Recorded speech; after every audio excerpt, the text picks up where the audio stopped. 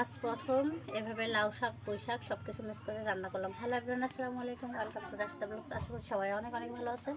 পুরো রেসিপিটা আপনাদের সঙ্গে শেয়ার করবো, সবাই পাশে থেকে দেখবেন। এই যে দেখেন বন্ধুরা, আপনাদের ভাই হাট থেকে লাউ শাক কিনে এসেছি। আর লাউ শাক খেতে কিন্তু অনেক ভালো লাগে। আজকে আমি লাউ শাক রান্না করবো, যে আলু পেঁয়াজ আর মাছ দিয়ে রস রস করে রান্না করব। আপনারা কি কি খেতে পছন্দ করেন অবশ্যই কমেন্ট করে জানাবেন। আর এই লাউ শাক একসময় আমিও বিক্রি করতে দিতাম, এরকম করে আটি করে, কিন্তু আরও বড় বড় পেতাম ডোগাগুলায় করে হাটে বিক্রি করতে দিতাম। তখন হচ্ছে 15 টাকা আটি বিক্রি করেছিল।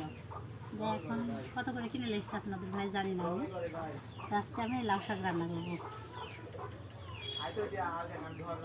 দেখেন আমার এই লাউ শাকগুলা, এদিকে দেখেন লাউ শাকগুলা বাছা হয়ে গেছে। এই যে পেঁয়াজ আর আলু কাটা নিচ্ছে, আর এখানে মাছ এগুলো কাটা হয়ে গেছে। আমার শাশু শাশুড়া আসা বলেছে এর সাথে পুঁই শাক দিলে নাকি আরো বেশি মজা লাগবে। তাই গুরুজনের কথা শোনা লাগে, তো চলেন যাই একটু পুঁই শাক কেটে লেসি। মাছ আবার খেয়াল মিলি। আলহামদুলিল্লাহ আমার পুঁই শাকগুলো দেখেন অনেক সুন্দর হয়েছে। অনেক একটা গাছ এখানে দেখেন লোক লোক করে উঠে গেছে, লোক লোকের হয়।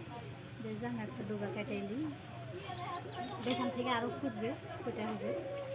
আর এখানে দেখেন অনেকটা গাছ আছে, গাছটা দেখেন অনেক সুন্দর লোক লোকে হয়েছে। আর এই হচ্ছে পটল। আর সবজি বাগানটা অনেক সুন্দর হয়েছে। চলো এটাই হবে। এই যে এই পুঁই শাক পাতা আর এই ডাটা এই তরকারির সাথে দিব, দিলে নাকি বেশি স্বাদ লাগবে। যত আমার শাশুড়ি যত রান্না করে খাই অনেক স্বাদ লাগে। তা আজকে আমিও রান্না করি, শুধু শাশুড়িরা বললো অনেক মজা লাগবে খাইতে, তাই জন্য যে আমিও পুঁই শাক খেতে নিয়ে আসলাম। তাহলে নরম নরম হবে পুঁই শাক দিলে, সেজন্য। তা আপনারা কে কে খেয়েছেন এরকম করে সবগুলো দিয়ে একবারে রান্না করে অবশ্যই কমেন্ট করে জানাবেন। আমি আজকে প্রথমবার এভাবে রান্না করব।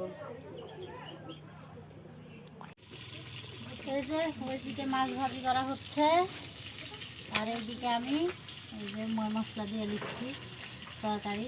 যেহেতু শাক বেশি, একটু ঝালমুল বেশি করে দেওয়া লাগবে।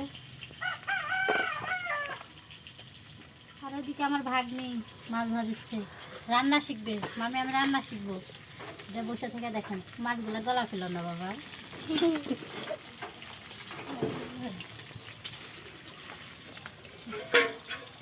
বাচ্চাদের, আমার মেয়েটাকে আমি এরকম ছোটবেলা থেকে রান্না করা শিখেছি। এখনো আমি কোথাও গেলে ওরা একা একাই রান্না করে খাইতে পারে। ভাজা হয়ে গেছে, এই বড় ভিডিও হবে তাহলে তরকারিগুলো দিয়ে দিলাম।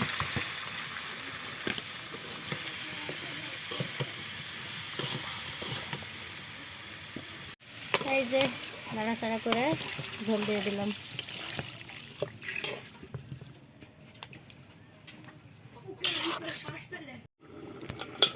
এই যে তরকারি বলক উঠে গেছে, এখন আমি শাকগুলো দিয়ে দিব।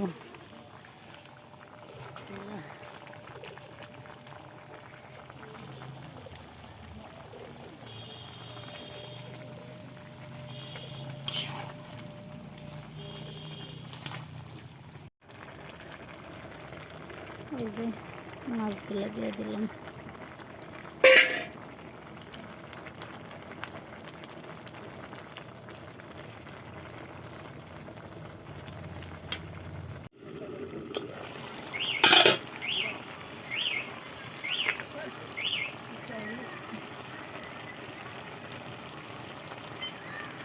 জিরা গুঁড়ো দিয়ে দিলাম, আমি রস রস করে নামাবো। জিরা গুঁড়ো দিয়ে দিলাম।